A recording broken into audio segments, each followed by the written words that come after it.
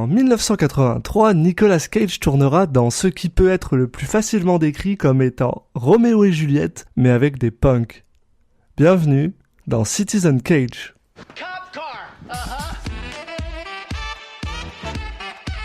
I couldn't think of a more horrible job if I wanted to. And you have to do it.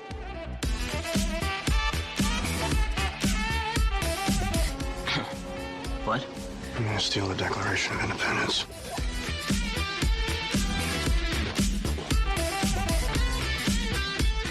Put the bunny back in the box.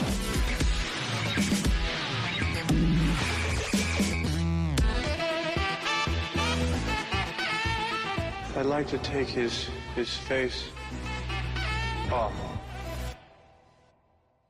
Salut à tous et bienvenue dans le second épisode de Citizen Cage, le podcast qui parle de cinéma mais surtout de Nicolas Cage. Je suis Alexis Duclos et bien sûr je suis une fois de plus accompagné par Julien Asunsao. Salut Julien. Salut Alexis. Une fois de plus, on va vous expliquer rapidement le concept. Citizen Cage, c'est 90 films avec Nicolas Cage et deux gars qui ont décidé de les regarder dans un ordre chronologique. Et aujourd'hui, on va se faire plaisir, ou pas, on va voir, avec le premier film de Nicolas Cage, puisque Valley Girl est le premier film dans lequel Cage est crédité en tant que tel. Oui, et puis surtout, c'est le premier film où il a un rôle conséquent. C'est aussi son premier rôle. Parce qu'il c'est quand même un premier rôle, il me semble. Ah oui, bah, en fait, il y a deux personnages. Enfin, j'ai lu juste le synopsis. Je vous le redis tout de suite, là. C'est un couple totalement opposé. Julie Richman, qui vient de la banlieue, et Randy, un punk de la ville, qui vont tomber amoureux l'un de l'autre. Bon, évidemment, Randy, c'est Nicolas Cage. Donc, bah, voilà, c'est les deux personnages principaux. Il est un des deux personnages principaux, donc, on devrait le voir plus de 3 secondes. Donc, comme d'habitude, maintenant, ce qu'on va faire, c'est vous donner nos avis sur le film, qu'est-ce qu'on y attend, qu'est-ce qu'on en pense, juste basé sur le titre, le synopsis que vous venez d'entendre et le fait que on sait qu'il y a Nicolas Cage dedans. Oui, ou si on l'a déjà vu. Bon, en l'occurrence, moi, celui-là, je ne l'ai pas vu. Moi non plus. Je vais avouer que sur on va dire sur le début de la carrière de Nicolas Cage, ça va être sûrement la partie où je vais découvrir le plus de films. Donc, plus des bonnes surprises ou pas, on verra, mais non, moi ce que j'en vois c'est l'affiche où Nicolas Cage a un look splendide. Ah ouais, avec cette espèce de veste déchirée, pas de t-shirt et une cravate violette là. Ouais, c'est ça, et les cheveux avec un peu de teinture violette et bleue, donc un punk quoi. En fait c'est plus un Chip and Dale qu'un punk. C'est vrai. C'est un Chip and Dale qui s'est peint les cheveux. ça, il faut reconnaître que la prémisse Nicolas Cage punk, moi ça me vend du rêve. Je m'attends à voir des choses assez spéciales. Ah, sur l'affiche, on se dit qu'il a moyen de se faire un peu plaisir. Déjà, il a un sourcil froncé là qui est de toute beauté. Donc, moi j'y crois. Il est accompagné par son partenaire romantique plus ou moins dans le film, donc je m'attends clairement à ce qu'il se passe quelque chose entre les deux là. Oui, c'est dans le synopsis, donc oui. Je m'attends à ce que ce soit un truc à la Roméo et Juliette avec les deux opposés voilà. qui se... Voilà, je pense qu'il y a rien de plus à dire là-dessus. On va aller regarder le film, puis on se retrouve juste après. Okay. I know what it is. I know what it is. I know what this is. It's your fucking friends, right? Shit, Julie. I mean, what is this? It's between you and me, not between the rest of the fucking world. So fuck off. Donc, Valley Girl. Comme on avait dit un peu plus tôt, donc film de Martha Coolidge. Donc, j'ai fait un petit tour sur sa fiche Wikipédia. Bon, pas grand chose à se mettre sous la dent après ce film-là. Ça vaut aussi un petit peu pour les acteurs. Je dirais que ceux qui ont une carrière peut-être plus notable que les autres, c'est les deux parents là de Julie. En dehors de ça, voilà, on a sur un casting assez de gens qui n'ont pas forcément fait grand chose après, qui ont fait quelques films de temps en temps, et pas forcément on n'assiste pas forcément au début de carrière de futures stars, en dehors bien sûr de Nicolas Cage. Ouais, non, c'est ça, c'est un peu l'impression que j'en ai eu aussi, même en regardant le film. C'est vrai que j'ai pas vu de tête qui me paraissait exceptionnellement reconnue, bien sûr à part notre grand ami Nicolas Cage. Et d'ailleurs, en parlant de lui, c'est actuellement le premier film, le premier vrai film où il est crédité en tant que Nicolas Cage et plus en tant que Nicolas Coppola, tout simplement parce qu'il voulait éviter le népotisme le plus possible. Il voulait ne pas utiliser le nom de son illustre famille. Oui, c'est pour ça qu'il a décidé de tourner tous ses prochains films avec son oncle. C'est vrai que ensuite il fait beaucoup de films avec son oncle, mais quand même, il voulait. Ça tombe bien sur ce film parce que vu que c'est son premier rôle principal, au moins il a commencé directement ses premiers films importants en étant crédité sous le nom sous lequel on le connaît maintenant. Sous son nom, voilà, exactement. Qui d'ailleurs, pour la petite histoire, a été fortement inspiré par le super-héros Marvel Luke Cage, parce que Nicolas Cage est un immense fan de comics. On aura l'occasion d'en reparler un petit peu dans d'autres films, même s'il n'a pas fait tant de films de super-héros que ça. Pour revenir sur l'histoire, bon, je pense que le synopsis marchait assez bien. L'histoire est assez simple, on va dire. L'enveloppe, il y a assez peu de subplots, de sous-histoires à l'intérieur. On se concentre vraiment sur les personnages principaux. Ouais, c'est vraiment Roméo et Juliette dans la vallée, finalement, dans la vallée de Los Angeles. Ah oui, c'est incroyable. Le clin d'œil est appuyé. Et juste à un moment, ils sortent du cinéma. J'avais donné dans les notes, c'est Roméo et Juliette, quoi. Et ils sortent du cinéma, ils sont allés voir Roméo et Juliette. Et le clin d'œil très, très appuyé. C'est pas hyper subtil, hein. Je pense qu'on en reparlera, mais ça m'a un peu donné l'impression de quelqu'un qui voulait faire Roméo et Juliette, mais en fait, les raisons qui font qu'on assiste à un amour impossible sont un peu légères. C'est pas aussi dramatique que Roméo et Juliette, on va dire ça comme ça. C'est assez léger, c'est assez drôle en fait. Enfin... J'ai rigolé à certains moments où je pense que c'était pas forcément prévu, mais devant des situations un peu improbables. Je te propose qu'on attaque le déroulé du film. Allons-y, et bien sûr, comme toujours, si vous avez pas vu le film, allez voir le film, soit acceptez que vous allez vous faire spoiler. On commence j'ai marqué sur une intro en shaky cam aérienne. Ouais. Assez bizarre. Ouais, ça tremble beaucoup, quoi. La première chose qui m'a frappé, parce qu'on parle d'un film de 1983 quand même, et dans le dernier épisode, on a parlé de Fast Time at Ridgemont High, ça chauffe au lycée Ridgemont. C'est ça.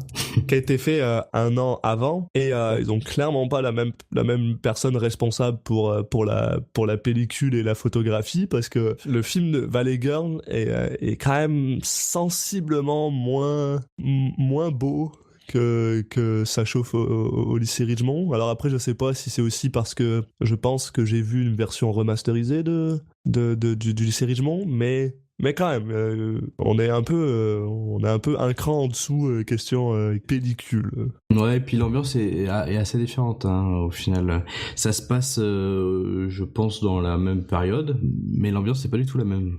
C'est ça. Donc il me semble on a une espèce de travelling sur la vallée. On voit Hollywood au loin, on voit Los Angeles.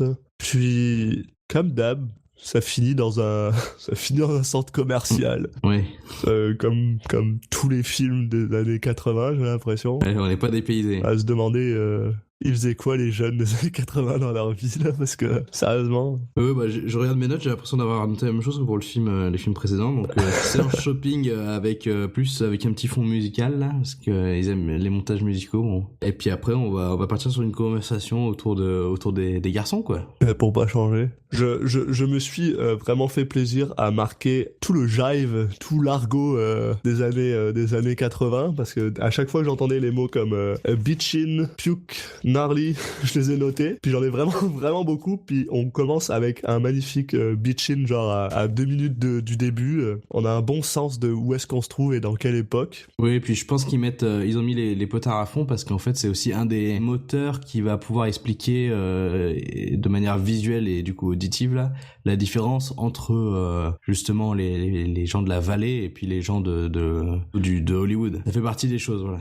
Ils avaient besoin de les définir, je pense que on verra plus tard, mais je sais pas pourquoi ils ont ressenti le besoin de faire ça, mais mais voilà, ouais, donc ils parlent de garçons, puis le personnage principal, donc Julie, qui actuellement sort avec le grand blond qui s'appelle Tommy, commence à trouver que Tommy c'est un peu un connard et qu'elle ferait peut-être bien de le quitter pour aller avec un autre gars, c'est Brad. Oui, c'est ça, c'est le beau gosse qui est en train de commander, je sais plus, il se commande à boire ou je sais pas quoi juste à côté. Et on a l'impression que il suffit de claquer des doigts pour séduire Brad. On verra un peu plus tard que c'est C'est plus compliqué que ça. Ils continuent leur discussion, blablabla, puis ils finissent par s'en aller tout simplement. Et par le plus grand de tous les hasards absolument formidables, ils finissent par croiser le dit Tommy dans un escalator. Ils descendent, puis lui est en train de monter, je crois, si je dis pas de bêtises. C'est ça. Et là, la fille lui dit « Oh, j'en ai marre de toi, je te quitte. » Voilà. Ouais, ils s'en prennent plein la gueule, hein, l'ami Tommy. Hein. Quand ça commence, il nous paraît limite sympathique. Ouais, il s'en prend juste plein la gueule, on sait pas trop. Bon, après, il est avec ses deux potes, il a son polo rouge, il est clairement snob de base. Mais ouais, t'as raison, le fait qu'il se fasse planter là, on est un petit peu sympathique à sa cause. Même si ça lui prend 2 secondes pour dire c'est pas grave, je vais trouver quelqu'un d'autre, puis parce que je suis Tommy, blablabla. Oui, bah il est déçu. Ouais, il est déçu. Bon, après, on va apprendre à le connaître. c'est pas mal ça. J'ai noté aussi un truc assez... c'est à partir de ce moment-là où je me suis rendu compte que ouais, quand même, la prod en tant que telle était pas non plus exceptionnelle, parce que genre, après c'est le début là, on est même pas encore dans 5 minutes in, mais il y a pas beaucoup de plans, de shots qui m'ont particulièrement marqué, à part cette histoire de double escalator, parce que je trouve ça absolument hilarant, mais... Non, on est sur un tout petit budget, hein. De tête, je crois qu'on était sur un budget de $350 000, donc... C'est ça se sent un peu, on a pas grand chose, mais continuons avec l'histoire, puis bon, bah là, elles décident toutes de partir à la plage. On a un petit tour sur la plage, et puis ça peut nous permettre de rencontrer et de voir apparaître Nicolas Cage. Il est quand même, ça fait la 2e fois qu'il apparaît pour la première fois sur une plage. Hein. En plus, il est torse nu. Il a le même rôle. Il est présenté comme un beau gosse musclé. C'est ça. On est à 6 minutes. Donc on se dit, on va avoir le même, on a le même Nicolas Cage que dans Best of Times. Et c'est qu'après qu'en fait, on se rappelle que non, c'est pas du tout... C'est un petit peu différent. Mais c'est ça. On voit Nicolas Cage torse nu sortir avec ce que je pense la pire coiffure mouillée du monde. Il a vraiment les cheveux de merde. Et toutes les filles sont en train de plus ou moins de le regarder de loin, puis comme d'habitude, personnellement je ne comprends pas, parce qu'il a vraiment l'air con. Et le fait d'avoir souvent la bouche ouverte, on va dire, ouais. C'est un peu bizarre, c'est un peu commun à ces 3 premiers films, et après ça va changer, mais on a l'impression qu'ils ont eu tous la même idée de lui demander de parler de cette façon. Je sais pas si c'est juste que c'est lui qui a changé, ou si on lui a demandé de faire ça, mais c'était naturel pour lui au début, et que c'est après qu'il a changé, mais c'est vrai qu'il y a une façon de parler qui est assez commune entre ces différents films. Ouais. Mais c'est vrai que son début de jeu, en plus là, faut être honnête que pour l'instant, là où on en est, on peut pas non plus trop juger, parce que tout ce qu'on voit, c'est lui sortir de l'eau, parler avec son pote. On n'entend pas vraiment, il a l'air un peu con. Mais c'est vrai que pour l'instant, ses débuts de carrière m'impressionnent pas vraiment. On va dire qu'il joue dans des... Là, il a joué plutôt dans des comédies romantiques, voilà, pour ados, et du coup, voilà, il est un petit peu à l'image des films. Donc logiquement, on va voir si... Mais je pense que quand il va tourner sous Coppola, ça va peut-être pas être la même, quoi.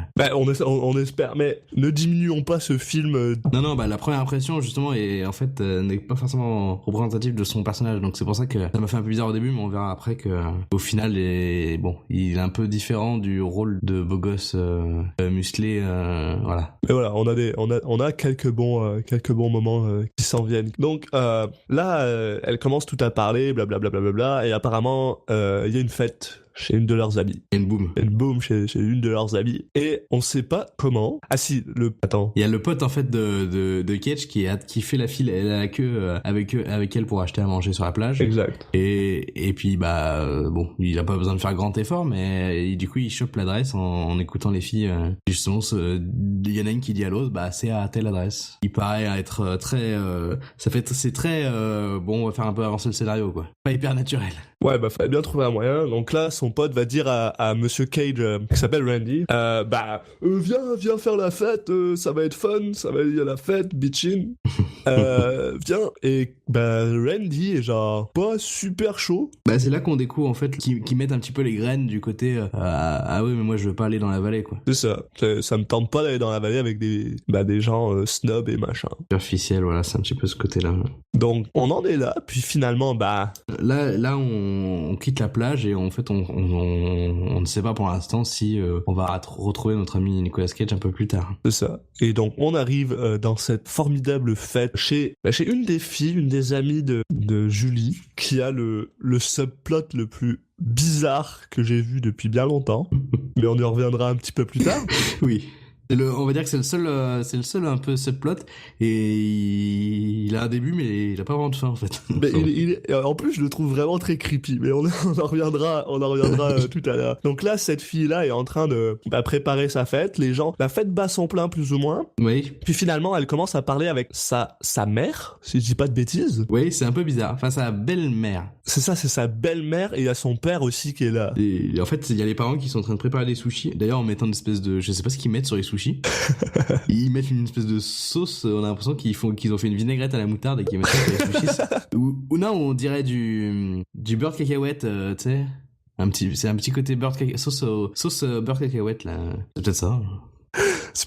C'est parce que c'est des snobs, voyons. Faut qu'ils nous montrent qu'ils ont un talent culinaire supérieur. Moi, ils me donnent pas trop envie leur truc. Mais...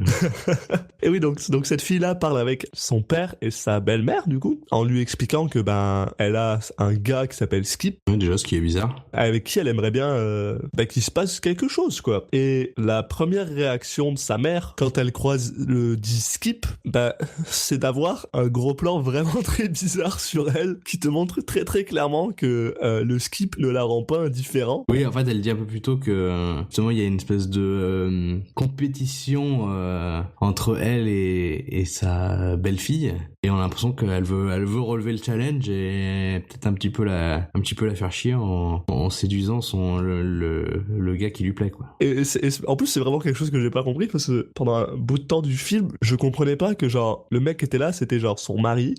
Oui, il est à côté et il se fait rembarrer. Il y a sa meuf qui drague devant lui, c'est un petit gamin, et après elle lui dit d'aller chercher à boire. Enfin, c'est très bizarre, le pauvre. Ouais. Puis rappelons-nous là, Skip a probablement genre 16 ans là, et on parle d'une femme qui doit probablement avoir presque la quarantaine là. C'est assez spécial. Et en plus, donc on est à ce moment où cette fille commence à se demander où est-ce qu'elle est Julie, il me semble, si je dis pas de bêtises. Puis on coupe sur Julie qui est chez ses parents avant qu'ils partent. Moi, il me semble que c'était avant. Enfin, en tout cas, voilà, on rencontre les parents de Julie avec le père qui au début qui m'a paru un peu malaisant là, parce qu'il dit à la copine de Julie, voilà, si j'avais 20 ans de moins, voilà. Oui, devant sa femme aussi. Bon, après, je t'avoue que au final, le père, c'est le personnage le plus cool du film. Moi. Il est vraiment nice. On découvre que voilà, c'est juste que la première impression est un peu bizarre, mais en fait, il est super sympa. C'est assez drôle parce que c'est vraiment le film où toutes les premières impressions que t'as d'une personne est vraiment pas bonne. Genre, Cage, il a l'air vraiment con, puis au final, il se développe un peu plus. Julie a l'air d'être une fille écervelée. Bon, c'est pas un génie. Elle reste une fille écervelée, en fait. Le père a l'air d'être creep, mais en fait, il est vraiment nice. Donc oui, en fait, donc on est toujours à cette fête finalement. Oui. Et en fait, c'est Julie qui se fait rembarrer par Brad, en fait. Elle essaie de lancer la conversation, elle lui dit ouais, c'est cool, allez, salut. Et il se retourne vers son pote et il reparle à son pote, quoi. Bon, en même temps, elle avait pas grand chose à lui dire. Elle lui dit bonjour Brad, la soirée elle est bien, ouais, elle est bien. Bon, allez, ciao. On va bosser sa technique. Et ensuite, on a le beau Tommy qui rentre. Et là, on en apprend un peu plus sur... c'est qui le beau Tommy un peu? C'est un peu un gros connard. Il rentre avec ses potes, puis il est en mode... il va voir Julie en lui disant... si tu veux revenir, t'as juste à le dire, puis je te reprends quand tu veux. Je suis magnanime. Je suis généreux, je te laisse revenir. Bon, ok, merci Tommy. Et elle lui dit d'aller se faire voir, bien sûr. Et ça continue un peu, tout le monde commence à boire n'importe comment, n'importe machin. Et là, on a une scène qui est vraiment très, très, très, très cringe, creepy et weird, avec donc Tommy qui veut aller aux toilettes et qui croise une des meilleures amies de Julie, une petite blonde qui arrête pas de dire que Tommy est quand même vraiment, vraiment cool. Et ils finissent tous les deux dans une chambre à part où Tommy essaye plus ou moins de... Voire plus que moins, hein, d'ailleurs. Il essaie de la ken, ouais. En fait, elle lui demande si ça veut dire que voilà, le fait de coucher ensemble, ça veut dire que voilà, qu'ils vont sortir ensemble, quoi, qu'ils vont continuer à se voir. Et lui, il essaie pas trop de tricher, il lui dit non, ça veut rien dire. Donc du coup, elle se rhabille et puis du coup, lui, enfin, il est pas forcément agressif à ce moment-là, donc ça a l'air d'être un enfoiré. Mais c'est pour ça que j'ai moins ressenti trop de... Je vois ce que tu veux dire, mais j'ai pas forcément ressenti trop de vibes. Je l'ai quand même trouvé un peu creepasse sur le coup, parce qu'à partir du moment où justement elle essaye de se rhabiller, il essaye d'insister, et après il devient agressif en mode... Genre, oui, par contre, oui. C'est... Ouais, un petit côté passif-agressif après... Mais qui est vraiment, c'est vraiment un connard. Toute la sympathie qu'on avait pour Tommy, elle est un peu clairement disparue, quoi. Oui. Et là, on revient à la fête, et finalement, après 14 minutes de film, on a une certaine personne qui frappe à la porte et qui rentre, et qui arrive à la fête, comment dire, on passe de Nicolas Cage avec des cheveux de merde torse nu à Nicolas Cage avec des cheveux de merde et des vêtements de... On va dire des punks moins quoi. Des punks un peu édulcorés. On va dire que le mec il est pas très bien coiffé quoi, donc du coup tout le monde le regarde bizarrement. On connaissait pas forcément le contexte de l'époque, mais c'est vrai que la réaction des gens de la fête paraît un peu disproportionnée quand même, juste parce qu'il y a deux mecs un peu habillés différemment qui rentrent dans la pièce, et on va voir que bon, les mecs sont à l'état de doigt de se faire lyncher. Ils ont clairement jamais vu ça de leur vie, quoi. C'est la première fois qu'ils voient, et j'ai noté punk style con. Et puis surtout Cage le joue à fond. Ah oui. Mine de rien, tout le monde le trouve un peu bizarre, mais on dirait qu'il fait de l'effet avec les demoiselles. Hein. Les demoiselles ont l'air quand même de le trouver plutôt charmant. Ouais, pas toutes, mais en tout cas, il y en a une sur laquelle il va faire son petit numéro de charmeur, c'est Julie. Il y a le pote à Cage qui essaye, lui, d'emballer la meilleure amie à Julie, il me semble, ou l'une des meilleures amies de Julie. Oui, celle qui va la suivre le plus, c'est Stacy, si je dis pas de bêtises.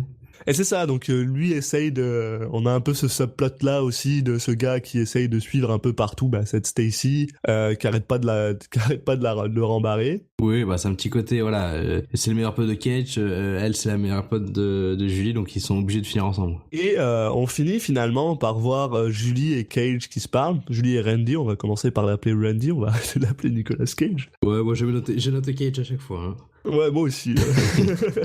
Et donc Julie et Randy qui commencent à se parler, et Tommy qui revient dans l'espèce de salon où il y a tout le monde et qui est pas vraiment très joyeux avec l'idée que Julie a l'air de parler avec Monsieur Punk. Tommy et ses potes, ils vont carrément aller agresser Randy. Vraiment, là.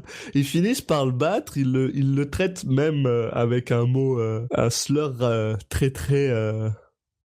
Ils le traitent de gay, tout simplement. On sait pas pourquoi, on sait pas d'où ça sort. Et ils se battent. Alors, ils se battent. C'est plus Tommy et ses potes qui explosent Cage parce qu'il est tout seul contre 3. Oui, son pote s'est un petit peu caché derrière ce qu'il pouvait. Et donc ils se font jeter de la fête, et Cage est super énervé, il est super énervé à son pote, ils prennent leur voiture, ils se barrent, magnifique shot de la ville au loin, alors que tout d'un coup il s'arrête, il sort de la voiture, il se met à tourner en rond sur la route, il s'énerve un peu, puis les gens non, je vais pas me laisser avoir, c'est pas les gens qui vont me dire qui c'est que je peux draguer, elle me veut, je la veut, y a pas de problème, blablabla. Ils prennent leur voiture, ils font demi-tour et ils retournent à la maison. Et là, Nicolas Cage fait la chose la plus improbable et dérangeante aussi que j'ai jamais vue de ma vie. C'est il grimpe. Il a un move très bizarre. Il grimpe le mur jusqu'à tomber sur une fenêtre qui donne dans la salle de bain, et il se cache dans la douche.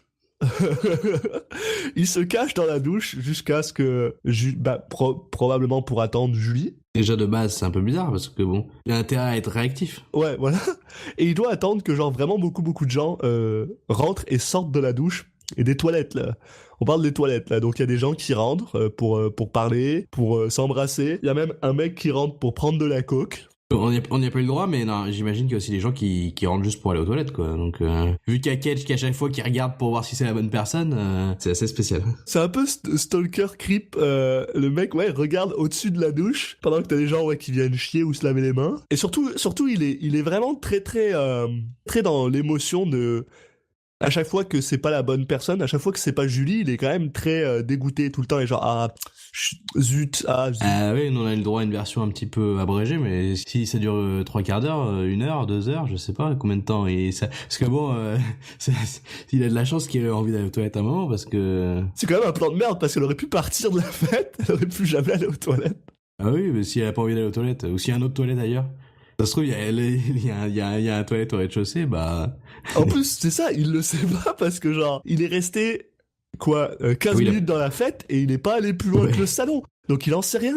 Déjà, je sais même pas comment est-ce qu'il savait que genre il y avait des toilettes à l'étage. On sait pas trop quel était son plan, non. Ouais, non, son plan est un peu pourri. Puis il reste là, il subit quoi. Il subit pendant que des gens parlent, puis Puis en plus, ça, ils parlent de trucs pas passionnants, là. Ils sont genre, j'aime bien cette fille-là, j'aime bien ce gars-là. Oui, ok, va-t'en, c'est pas toi que je veux voir, c'est Julie. Bon, finalement. Finalement, Julie finit par rentrer. Et là, encore une fois, il a de la chance parce qu'elle se lave les mains, elle se repoudre un peu le nez. Ça aurait été un peu plus bizarre s'il se levait au moment où il était assis sur les toilettes. Ouais, puis il sort de la douche. Ah, salut. Il sort de la douche, et tout ce qu'il...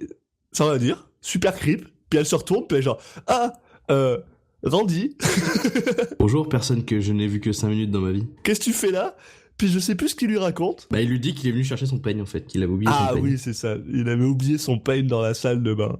D'accord. Il a de la répartie. Et après, il lui dit, ouais, est-ce que tu veux venir faire un tour de voiture avec moi? Lui, il ressort par la fenêtre, il fait genre, rejoins-moi en bas. Elle dit oui, je veux bien venir, mais il faut qu'il y ait ma copine qui vienne. C'est vrai, c'est vrai. Il y a une copine qui enfin, on verra, mais elle avait pas trop envie de venir, donc... Elle avait vraiment pas envie. Il la elle la traîne dehors. Elle se fait kidnapper, en fait. Un peu. Avec deux gars qui sont des inconnus et un peu chelous dans une voiture qui est pas la leur. Avec ce moment incroyable, je sais pas si tu as remarqué, elles sortent de la pièce, de la maison, et il y a la copine qui dit mais putain, ils sont même pas là, tu me dis n'importe quoi. Je sais même pas où ils sont, alors qu'en fait ils sont juste, il y a une voiture et ils sont devant la voiture debout. C'est pas comme s'ils se cachaient à 800. C'est impossible qu'elle les ait pas vus, quoi. C'était une ligne de dialogue assez spéciale, quoi. T'as un chant contre chant où elles disent ils sont pas du tout, ils sont même pas là, je suis sûr qu'ils sont partis contre champ et ils sont debout devant la voiture. Ouais, ils sont vraiment juste là. Alors, il fait vraiment noir, il fait vraiment nuit. Peut-être que genre quand elle sort, il y a la lumière, elle voit pas. Je sais pas. Ouais, bon, ça fait partie de ces petits moments. Il y a quelques petits moments comme ça dans le film qui sont un peu de l'humour absurde, c'est un peu bizarre, quoi. Mais bon, ça m'a fait rire. Donc c'est ça, finalement il monte dans la voiture, son ami est derrière avec le pote de Cage et Julie à côté de Randy devant, et ils vont rouler jusqu'à un... Ouais, en fait, ils vont là où il y a des néons, quoi. Ce qui a l'air de faire peur, en fait, ce qu'elles ont peur, c'est, on a l'impression qu'elles ont peur des néons, parce que il y a des panneaux Coca et des cinémas, et on a l'impression que c'est les bas-fonds de Gotham, quoi. Enfin, c'est vrai que ça ressemble, ouais, Los Angeles. En plus, c'est juste de la lumière, quoi. Cage est en train de conduire, puis on dirait qu'il connaît tout le monde. Et puis, pour montrer qu'ils sont différents, il dit aussi j'aime bien cette chanson, et les autres disent non, nous on n'aime pas cette chanson, alors que c'est les mêmes chansons. C'est pour cela que tu te rends compte qu'ils sont pas si punk que ça, parce qu'ils écoutent de la pop et on a l'impression que les mecs c'est des tarés et ils vont égorger des moutons, quoi. J'aime vraiment beaucoup cette interaction avec un gars qui est censé avoir des dreadlocks mais qu'on a pas, et qui lui dit hey, c'est où tes dreadlocks? Et puis il part même avant que l'autre ait le temps de lui répondre. Genre il s'arrête pas, il en a rien à foutre. Et ils finissent par se retrouver dans un bar où il y a des filles qui sont aussi très très intéressées par Randy et qui arrêtent pas de lui dire lâche ta petite blonde et viens avec moi. Et ils se retrouvent dans ce bar où il y a un mec qui joue de la guitare. Oui, qui a un bar très normal. Qui a un bar plutôt normal. Et les gens qui jouent de la pop rock, voilà, c'est pas très violent, quoi. Un bar un peu métalleux, quoi, on va dire, avec des genre d'affiches sur les murs, machin. C'est pas un pub, quoi. C'est pas un pub irlandais, quoi. C'est un bar à musique, quoi. C'est un bar musicien. On pourrait le définir un petit peu comme un bar de métalleux. C'est un peu ça, sauf que le groupe de musique, il joue de la musique très sympatoche, quoi. En fait, il joue la même musique qu'il y a au bal de fin d'année à l'école, quoi. Donc c'est un peu... On va dire qu'on se rend pas... Ils essaient de nous montrer quelque chose, et puis d'un autre côté, quand ils essaient d'appuyer sur la musique ou les choses comme ça, bon, c'est pas... Puis là, ils se parlent, ils essaient de s'expliquer c'est quoi leur différence. On n'est pas si différents, mais on est différents. Puis, nous, on vit la vie comme ça. Moi, j'aime pas les gens de la vallée parce qu'ils sont snobs, blablabla. Bon, là, on commence à un petit peu voir justement le thème Roméo et Juliesque, quoi. Entre guillemets, de genre vraiment deux personnes de deux mondes très différents, mais finalement ils le sont pas. Oui, un peu l'impression de tout le film de voir deux jumeaux deux clones qui se disent on est tellement différents. Ouais.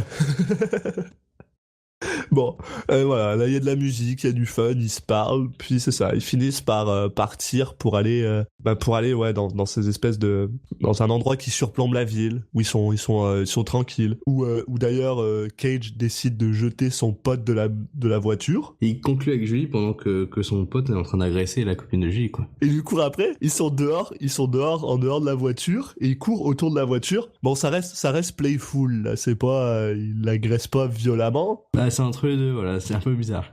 Mais c'est weird. Et là, après, bah, il y a l'ami de Julie qui dit « Ah, il faut que je rentre chez moi, je vais être en retard, demain j'ai cours, blablabla. » Donc, ils ramènent tout le monde chez eux. Après que les parents de Julie étaient vraiment super inquiets, en fait. Vraiment, vraiment super inquiets parce que bah, Julie était pas rentrée, blablabla. Et la première chose qu'ils font quand Julie rentre, c'est lui parler de genre « J'espère que tu te protèges » ou ils en ont rien à foutre, en fait. C'est vraiment des parents super chill, super sympas, qui lui disent « Ouais, on sait ce que c'est. » C'est des parents hippies, quoi. Ils vont plusieurs fois nous en reparler. Ils ont fait Woodstock. Ils ont un magasin qui vend des produits bons pour la santé. Ils sont contre la guerre. Enfin, au final, j'ai trouvé que c'était les personnages les plus marrants du film. Ils m'ont bien fait rire, ces deux parents. Ils sont sympathiques. Ils ont l'air d'aller bien ensemble. Il y a ça, là. Ils sont sympathiques, ils sont gentils. D'ailleurs, oui, en parlant du magasin, justement, Julie dit à Randy que ses parents ont un magasin et qu'elle travaille là-bas. Et que, bah, c'est pour ça que, tu sais, parce que lui, il aimerait bien la revoir, blablabla, mais tu sais, genre, elle est genre, ah, je travaille, ok. Bon,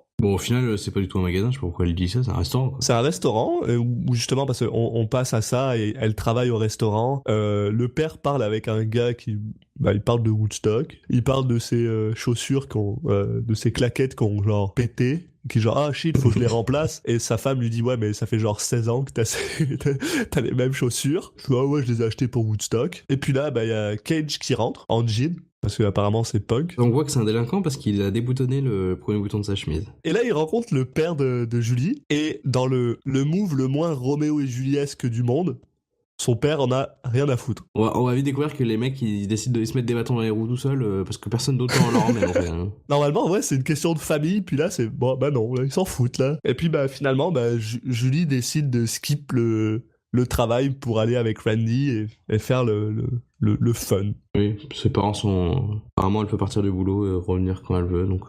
Ouais, ils s'en foutent, là. Et puis là, on coupe et on passe à une scène où les filles sont à l'école et elles apprennent à conduire. Et dans la scène la plus surréaliste du film, je trouve. C'est marrant celle-là aussi. Ouais. Parce que genre, donc, c'est les étudiants finalement qui doivent faire un tour de l'école en voiture. Puis une fois qu'ils ont fait un tour, Ouais, ils alternent.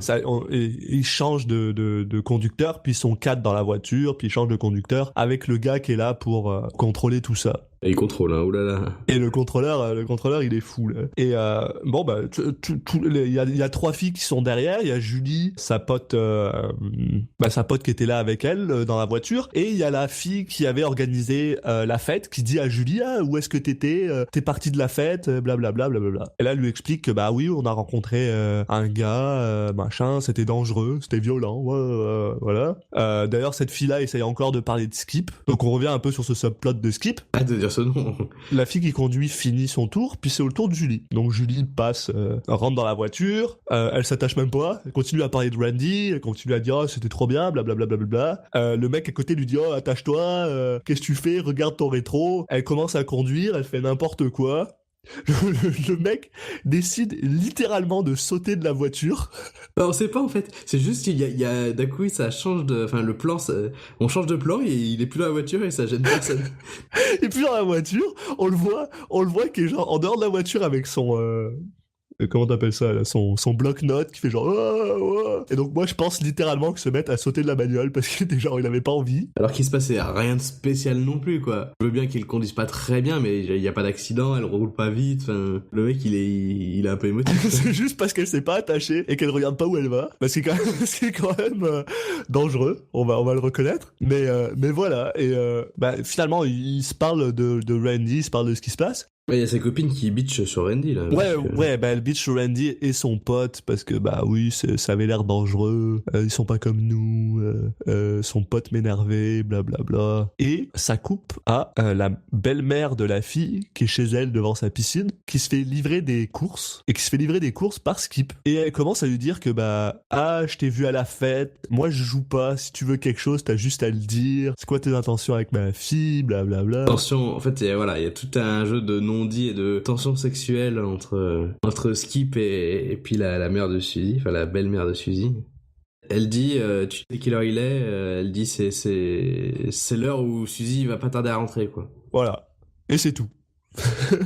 puis voilà, puis là on recoupe.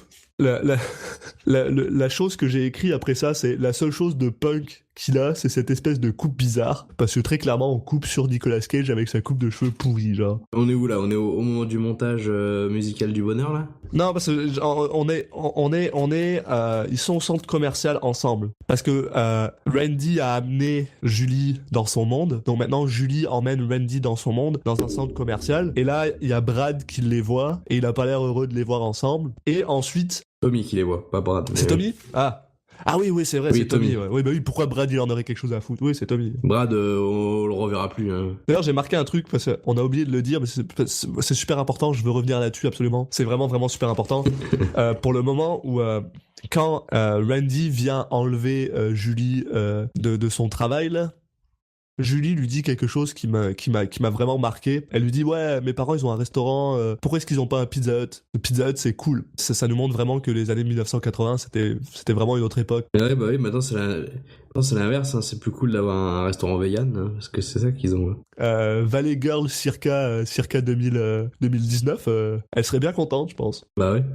Bref, on est de retour dans cette espèce de centre commercial. Tommy les voit, il est pas heureux.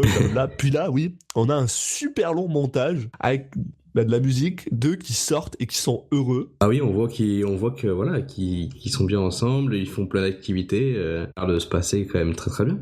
Et ensuite, on est de retour dans la maison de Suzy, et il y a les 4 filles qui sont dans la chambre de Suzy en train de parler, en train d'essayer des sous-vêtements, en train de parler de machin, blablabla. Et apparemment, qui ont envie d'expliquer que l'anorexie c'est cool, parce que c'est bien de se faire vomir pour perdre du poids. Et ben on revient un peu dans le subplot skip. Bah lui appelle Suzy, et je sais pas pourquoi il l'appelle parce qu'il a pas grand chose à lui dire, il lui dit ouais ça va, ouais ça va et toi.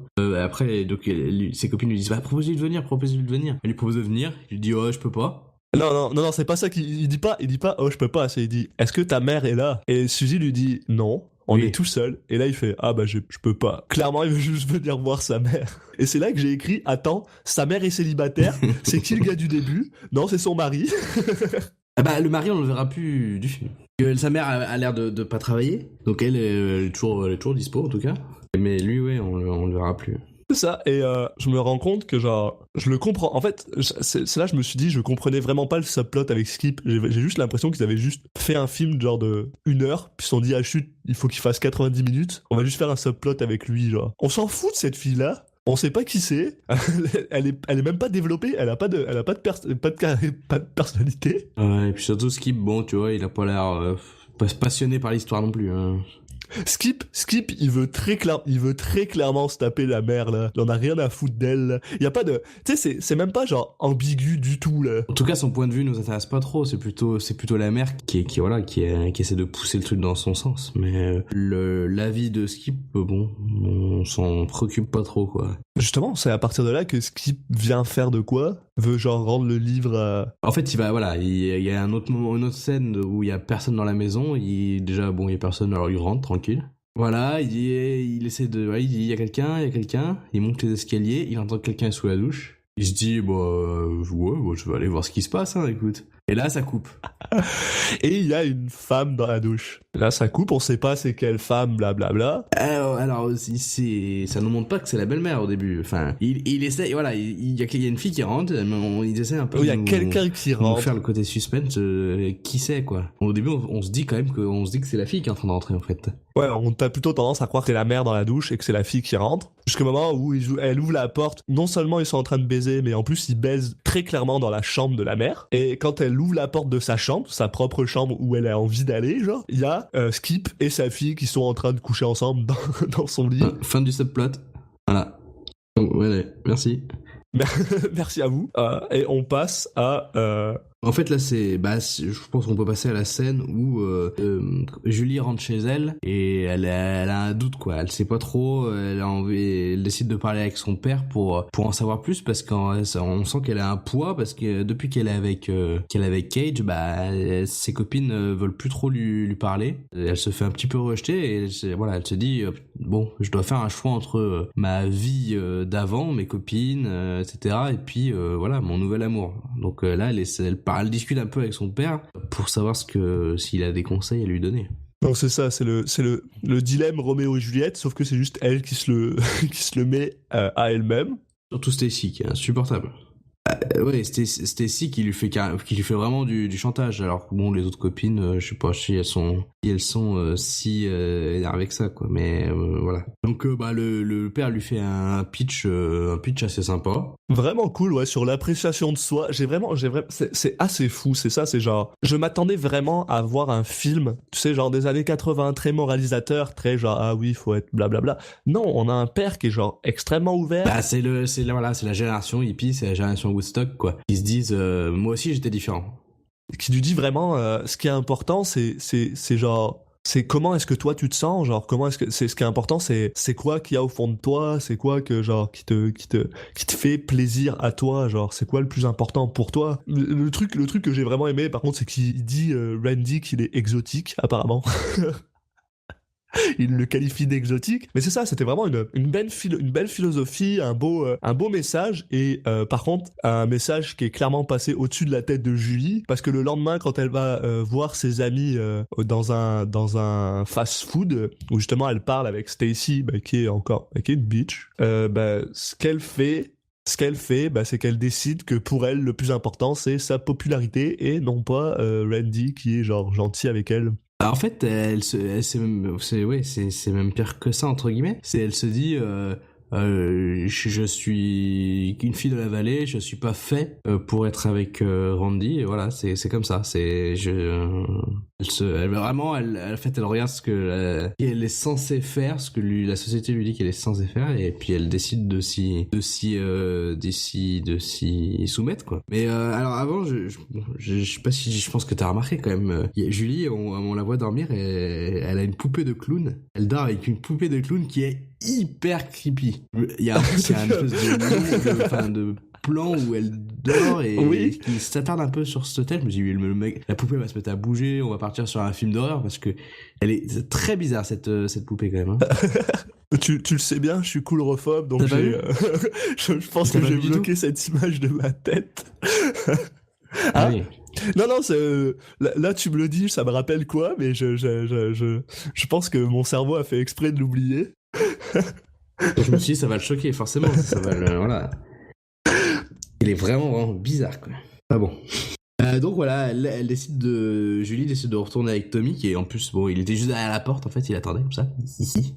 Et j'ai même l'impression, on dirait que genre, parce qu'elle fait un petit clin d'œil à Stacy, comme si c'était parlé finalement en mode ouais, tu devrais revenir parce qu'elle va te reprendre. Oui, bien sûr. C'était totalement organisé.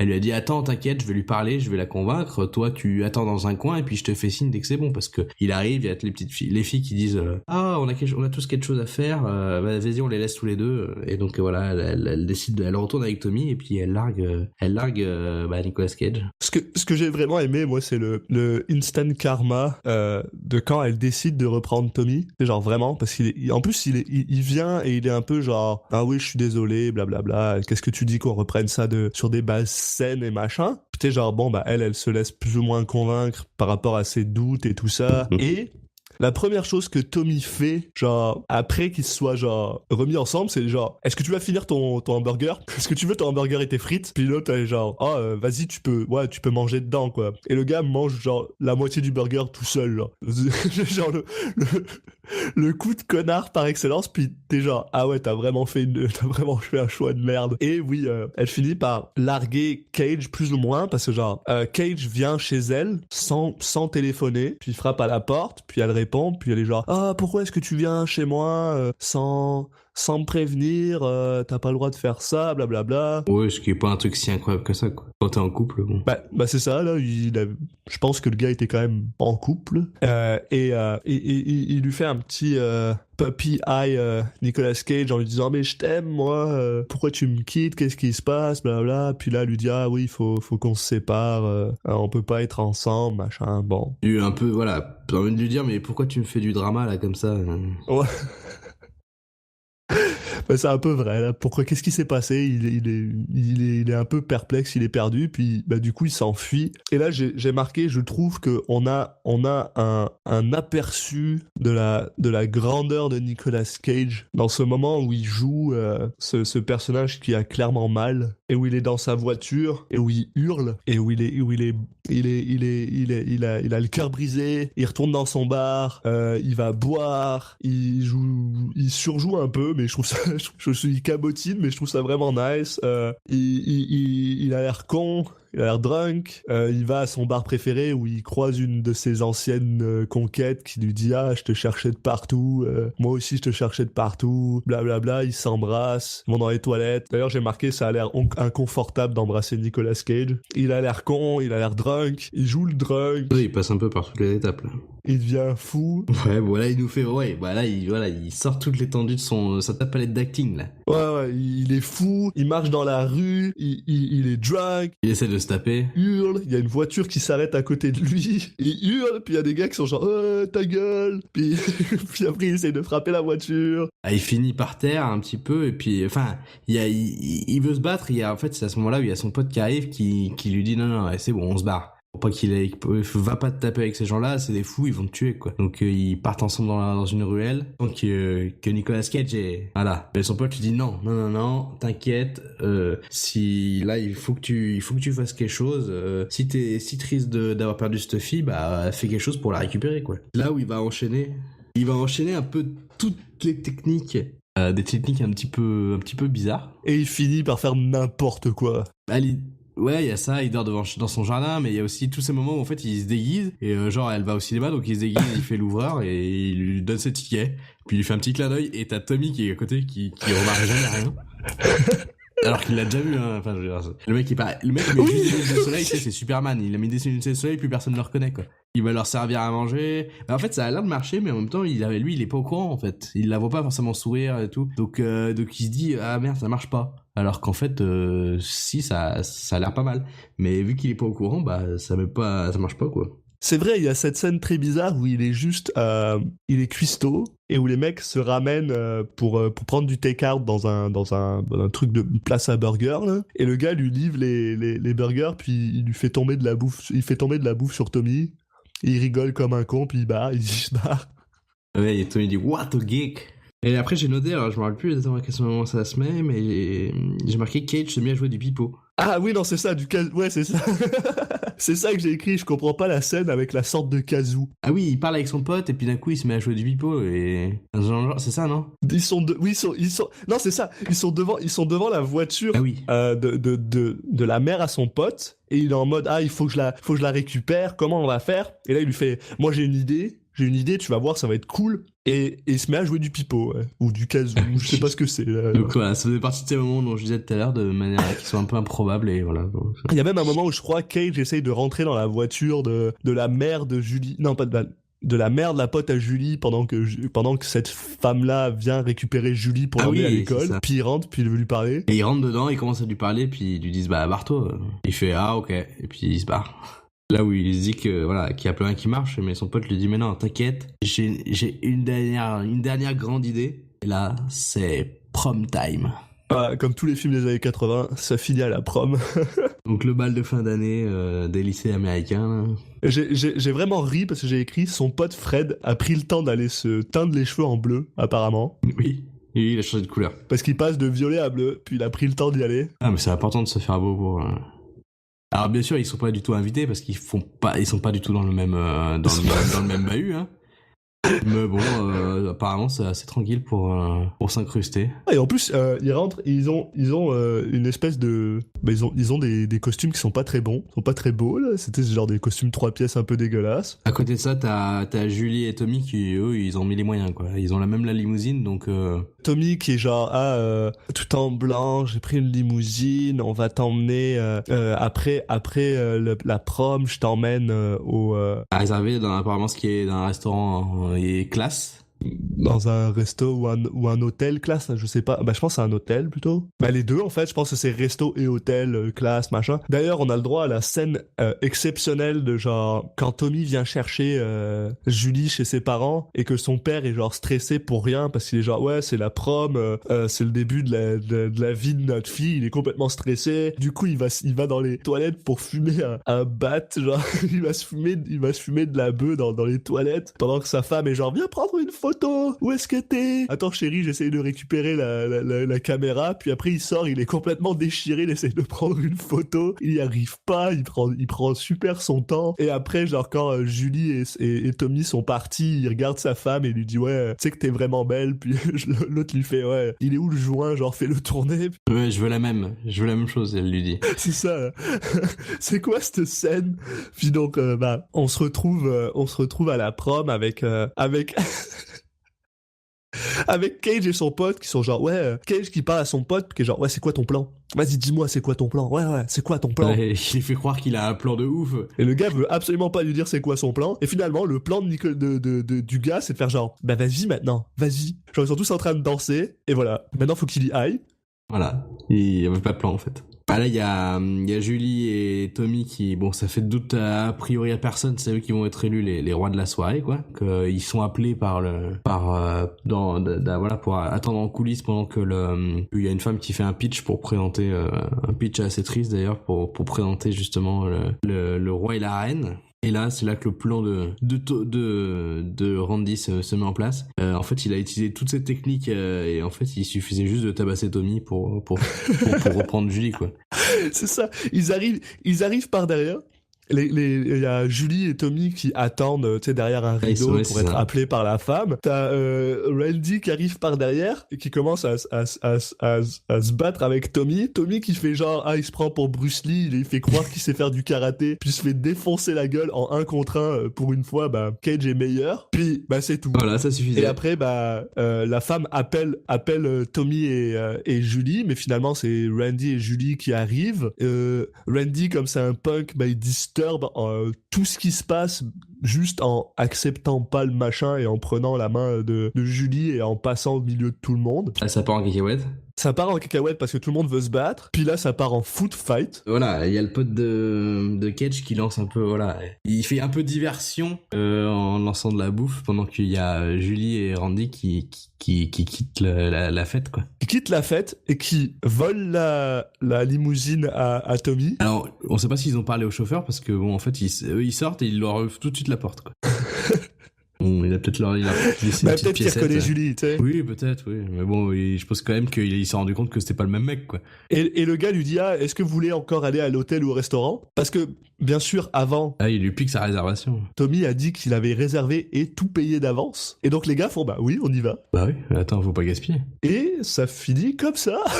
Oui, ça finit dans la voiture. Ils se sourient l'un l'autre. Et voilà, on sent qu'elle se dit que, en fait, oui, c'est peut-être mieux avec lui, quoi. Il me semble que Julie balance une espèce de collier ou de bracelet qui était genre à... Ah, c'est le collier qui en fait est le symbole de sa relation avec Tommy parce que au début du film elle lui rend au moment de la scène des élévateurs. Après quand ils se remettent ensemble dans le diner, bah il lui remet. Et puis là voilà, pour indiquer qu'elle vraiment c'est bon, elle a fait son choix, elle le prend, elle le jette par la fenêtre.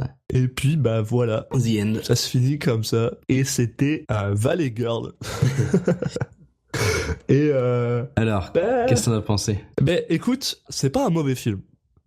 C'est pas un mauvais film, c'est pas un bon film non plus. C'est un film que j'ai apprécié regarder dans le cadre de notre podcast en fait. C'est clairement pas un film que j'aurais regardé sinon. Oui, c'est un film qui est intéressant quand tu regardes la prestation de Cage, son rôle. Après, en tant que film en lui-même, moi je trouve qu'il est quand même très raté au niveau des intentions de scénario, c'est-à-dire que il nous crée un conflit qui en fait est totalement superficiel. En fait, il y a la seule personne qui lui dit qu'ils peuvent pas être ensemble, c'est Stacy qui bitch sur Randy. Bon, c'est très, ils essayent d'appuyer. Tu sens qu'ils forcent le trait et ça passe pas quoi. Ils forcent le trait sur vraiment beaucoup de choses. Ouais. Comme tu disais au début là, justement sur les différences entre les deux, ils veulent absolument forcer le trait, mais ils veulent pas aller dans le. Tu sais, genre Ok, quand on avait parlé de l'intro avant de voir le film, moi ce que j'avais vraiment envie de voir, c'était Cage jouer un punk, mais t'es genre un vrai punk là. Et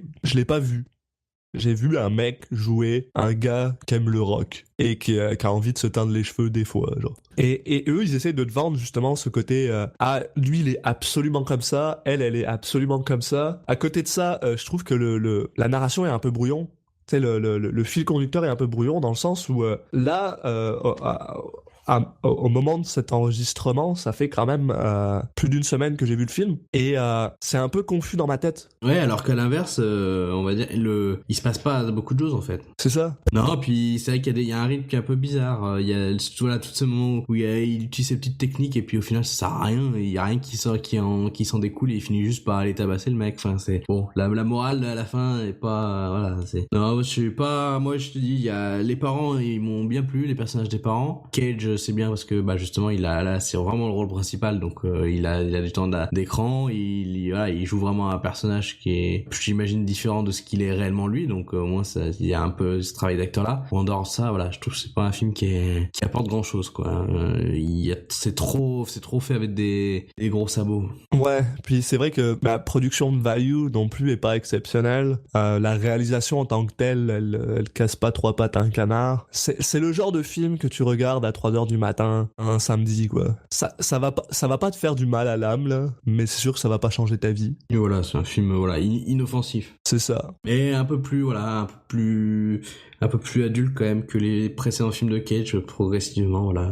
Voir ce qu'il en est pour la suite, mais ça progresse un peu, quoi. Ça progresse, et je vais même être honnête avec toi, parce que bon, ici on parle surtout de Nicolas Cage, sa performance en tant que telle, une fois de plus, je pense que comme pour Best of Time, je le mettrais dans un 5,5 tu sais, 5 Cage sur 10. Peut-être un petit peu plus parce que il se force des fois. Il y a vraiment des moments, surtout quand il joue le gars drunk, quand il rigole dans sa voiture avec son rire dégueulasse. Ouais, surtout le moment où la première fois ils vont en ville et qu'il fait genre il connaît tout le monde, là c'était un petit peu... Quand il cabotine, on sent la naissance de ce Cage qui va devenir super intéressant à étudier à un moment. On sent cette espèce de côté où il a envie de faire cet acting théâtral où il pousse le bouchon à 110%, tu vois, pour être sûr que tout le monde comprend. On est toujours au moment où on sait pas trop si c'est le rôle qui veut ça ou si c'est lui. Ouais, parce qu'il est encore très jeune, là. Ouais, et puis il a encore des rôles un petit peu, bon, pas forcément super bien écrits, ou qui manquent d'un peu de nuance, quoi. Et je pense qu'il faudra attendre d'avoir un film où justement le rôle, que ça vienne pas du rôle pour savoir si ça vient de lui, quoi. C'est peut-être pas forcément son choix, c'est peut-être aussi l'inexpérience à un moment, tu sais. Mais ça reste, je pense, un film qui est très important pour Cage. Oui. Dans le sens où c'est son premier rôle, c'est son premier Nicolas Cage movie, ça fait partie des films qui vont lui permettre de flexer un peu justement ce côté fou qu'on finit par lui associer. Là, quand je regarde un peu la liste des films qui s'en viennent, je pense à La Moisson du Printemps, ce genre de choses, Birdie. C'est pas forcément les films dans lesquels... Là, je pense que c'est plus les films qui vont lui permettre de flexer son côté dramatique, mais pas forcément celui qui va lui permettre de flexer son côté malade. Donc là, on a un truc qui lui a permis justement de jouer un personnage qui est atypique, un punk. Je vais être honnête, je pense sincèrement pas qu'il se soit donné à fond. C'est son premier rôle, puis je pense, comme tu dis, c'est probablement plus le réalisateur qui a fait qu'il a donné cette performance-là que lui, vraiment. De ce qu'on connaît de Nicolas Cage, même dans son enfance, il était quand même déjà assez barré, là, comme gars. Donc je m'attends à ce que si lui avait pu jouer un punk, vraiment, peut-être qu'il serait allé plus loin que ça. Ça, c'est juste mon avis, là. C'est juste mon opinion sur le sujet. Oui, c'est sûr. Non, mais le film se prend finalement assez au sérieux, donc il a pas eu l'occasion de se lâcher. Mais c'est ça, tu le sens des fois. Quand il cabotine, quand il drunk, tu sais, genre, tu le sens. Il y a quelque chose, et ça me donne vraiment envie de voir la suite, de continuer à voir son évolution avec le prochain film qui sera... Rusty James ou Rumblefish. Un film de Francis Ford Coppola, donc on va pouvoir voir un petit peu ce qu'il donne sous la direction d'un des maîtres du cinéma quand même, donc ça va être intéressant. Voilà, je pense qu'on a fait le tour sur ce film-là, donc sur Valley Girl. Il me reste plus qu'à vous remercier de nous avoir écoutés pour ceux qui ont réussi à tenir jusqu'ici. Vous pouvez nous retrouver, donc nous on a un compte Twitter, donc Citizen Cage Pod. Et puis voilà, on va mettre ça aussi en ligne sur un petit peu toutes les plateformes qu'on peut. Et puis on vous contactera via le compte Twitter pour vous donner toutes les infos. Puis après, une fois qu'on aura tout ça en ligne, on pourra vous donner les infos sur les prochains podcasts. Donc merci à vous d'avoir écouté et à la prochaine. À la prochaine pour Rumblefish, les gens.